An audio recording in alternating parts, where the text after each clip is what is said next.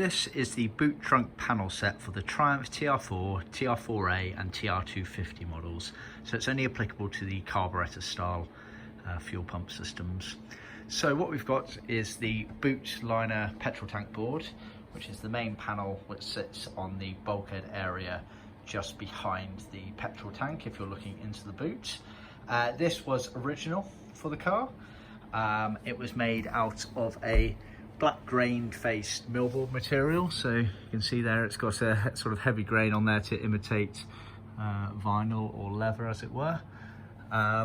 It's cut in-house on our CNC machine, and you can see cut all the way around, and it's got necessary pilot holes around the edges for fixing them into the car. Note the fixings are sold separately. You then have the boot side panels. This is the left-hand one and this is the right-hand one.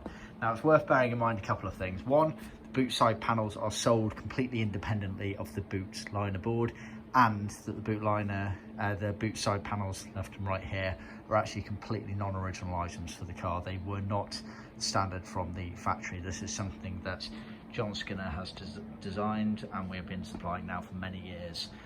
So these sit on the vertical inside areas of the boot trunk sides, covering up the exposed bodywork.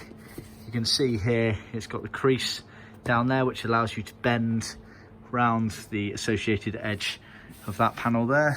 Same again on this here, with obviously the bigger cut out there for the access of the boot lid hinge, as it were.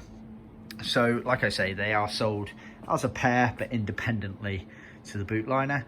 And it's worth mentioning as well, all of these panels can either be supplied in the black grain faced millboard material as so, or we can trim them in vinyl, nylon or wool for you. So depending on what your restoration is going like in terms of original versus bespoke, we can cater for all options. See our website for more details.